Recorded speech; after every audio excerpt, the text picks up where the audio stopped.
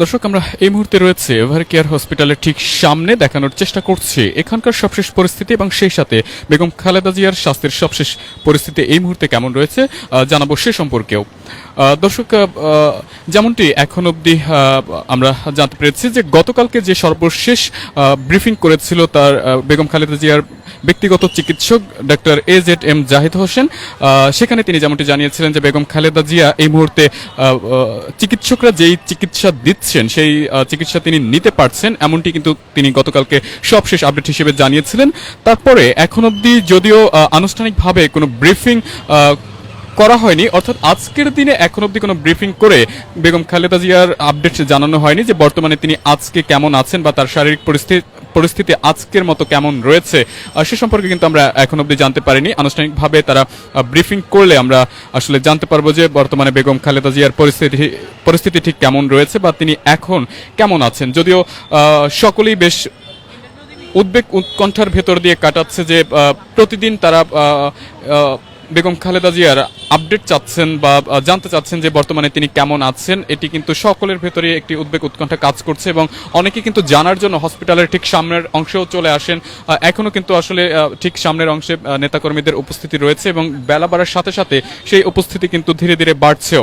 আমরা আজকে যেমনটি দেখতে পাচ্ছি যে এই মুহূর্তে এভার কেয়ার হসপিটালের সামনে নিরাপত্তাও কিন্তু জোরদার করা হয়েছে এবং সেখানে বিজেপি সদস্যদের মোতায়েন করা হয়েছে, পাশাপাশি পুলিশের APBN এর সদস্যদের উপস্থিতিও কিন্তু আমরা এখানে লক্ষ্য করছি। এবং গতকালকে এখানে বেশ কিছু ব্যারিকেড দিয়ে এই যে এভার কেয়ার হসপিটালের গেটের আশপাশ কিন্তু আটকে দেওয়া হয়েছে, ব্যারিকেড দিয়ে দেওয়া হয়েছে। এবং গতকালকে আমরা যেমনটি দেখেছি যে সন্ধ্যার দিকে আরও দুটি ট্রাকে করে এই ব্যারিকেডগুলো নিয়ে আসা হয় এবং সেগুলো দিয়ে কিন্তু চারপাশ আটকে দেওয়া হয় এবং এই সামনের যে সড়কটি রয়েছে এভার কেয়ারের সামনে, সেই সড়কের যান চলাচল খানিক সময়ের জন্য বন্ধ রয়েছে এবং পাশে যে সড়কটি রয়েছে অপর পাশের সেটি দিয়ে কিন্তু যান চলাচল করছে এবং সেটি সচল রাখা হয়েছে এবং এখানে যারা ট্রাফিকের কাজ করছিলেন তারা কিন্তু সেখান থেকে যান চলাচল সচল রাখার চেষ্টা করছেন। দর্শক, দেখছেন যুগান্তর লাইভ, যুক্ত আছি এই মুহূর্তে এভার কেয়ার হসপিটালের ঠিক সামনে থেকে, দেখানোর চেষ্টা করছি এখানকার সবশেষ পরিস্থিতি এবং সেই সাথে জানানোর চেষ্টা করছিলাম বেগম খালেদা জিয়ার স্বাস্থ্যের পরিস্থিতি ঠিক এই মুহূর্তে কেমন রয়েছে এবং তিনি কেমন আছেন সে সম্পর্কে।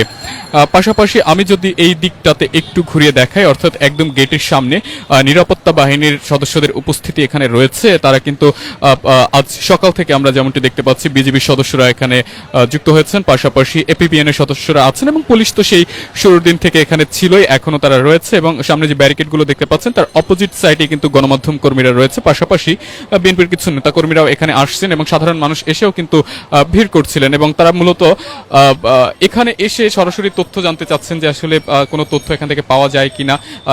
অনেকের সাথে আমরা কথা বলেছিলাম, তাদের কাছ থেকে আমরা এমনটি কিন্তু এখন অবধি জানতে পেরেছি মূলত তারা এখানে এসে তথ্য জানার জন্যই অনেকে আসছিলেন। যদিও বিএনপির পক্ষ থেকে বলে দেওয়া হয়েছে এবং সতর্ক করা হয়েছে যাতে দলীয় নেতাকর্মী সহ সাধারণ কোনো মানুষ হসপিটালের সামনে ভিড় যাতে না করে, কেননা হসপিটাল একটি গুরুত্বপূর্ণ জায়গা, পাশাপাশি অন্যান্য রোগীদের ক্ষেত্রেও যাতে কোনো ধরনের সমস্যার সৃষ্টি না হতে পারে সেজন্য এখানে ভিড় বা গ্যাদারিং এড়িয়ে চলার জন্যই কিন্তু বারবার বলা হয়েছে। এবং দলীয় নেতাকর্মী সহ অন্যান্য যে সাধারণ মানুষ যারাই এখানে বেগম খালেদা জিয়াকে দেখার জন্য বা তার আপডেট জানার জন্য আসছেন তাদেরকে বলা হয়েছে বাসায় থেকে যাতে তারা দোয়া প্রার্থনা করেন বেগম খালেদা জিয়ার জন্য, সেই অনুরোধ কিন্তু বিএনপির পক্ষ থেকে বলা হয়েছে। এবং আমরা যেমনটি দেখেছি যে বিএনপি নেতা আমিনুল ইসলাম এবং সেই সাথে রুহুল কবির রিজভী দুজনেই কিন্তু এমন অনুরোধ করেছিলেন যাতে এখানে ভিড় না করে, অর্থাৎ এভার কেয়ার হসপিটালের সামনে যাতে ভিড় না করা হয় এবং বাসায় থেকে তারা যেন বেগম খালেদা জিয়ার জন্য দোয়া প্রার্থনা করেন। তবু যদিও প্রথম দিকে এখানে নেতাকর্মীদের উপস্থিতি একটু বেশি ছিল, তবে ধীরে ধীরে সেই সংখ্যা কিন্তু অনেকাংশেই কমে এসেছে এবং প্রতিনিয়ত আমরা যদিও যেমনটি দেখতে পাচ্ছি যে নেতাকর্মীদের উপস্থিতি অনেকাংশেই কম এবং তারপরও সীমিত সংখ্যক কিছু নেতাকর্মী কিন্তু এখানে রয়েছে। সকাল থেকে আমরা যেমনটি দেখতে পেয়েছি যে সীমিত সংখ্যক কিছু নেতাকর্মীরা এখানে এসেছেন, পাশাপাশি বেলাবারের সাথে সাথে সেই সংখ্যাটা কিছু অংশে বেড়েছে এবং এই সামনে স্ক্রিনে যেমনটি দেখতে পাচ্ছেন গণমাধ্যম কর্মীদের পাশাপাশি নেতাকর্মীদের কিছু উপস্থিতি কিন্তু এখানে রয়েছে।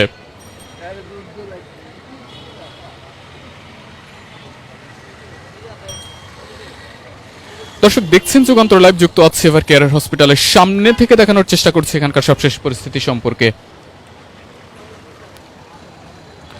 যেমনটি বলছিলাম, বেগম খালেদা জিয়া কেমন আছে এই প্রশ্ন প্রতিদিনই সকলের থাকে এবং সকলেই চাচ্ছেন এই তথ্যটা জানার জন্য। তবে এই তথ্য শুধুমাত্র আনুষ্ঠানিকভাবে যখন ব্রিফিং করা হয় তখনই জানা যায় যে আসলে বর্তমানে বেগম খালেদা জিয়া কেমন আছে।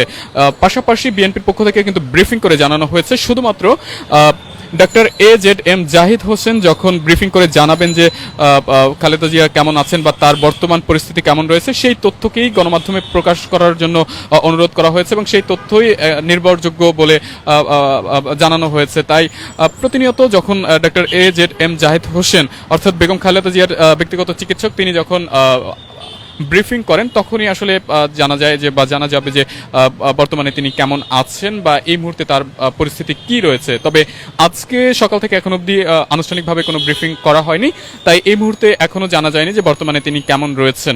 অর্থাৎ গতকালকে শেষবারের মতো যখন ব্রিফিং করা হয়েছে তখনকার আপডেটই এখন অবধি আমাদের হাতে রয়েছে। এর বাইরে আজকে আবার যখন আনুষ্ঠানিকভাবে ব্রিফিং করা হবে তখন জানা যাবে যে বর্তমানে বেগম খালেদা জিয়ার স্বাস্থ্যের পরিস্থিতি ঠিক কেমন রয়েছে।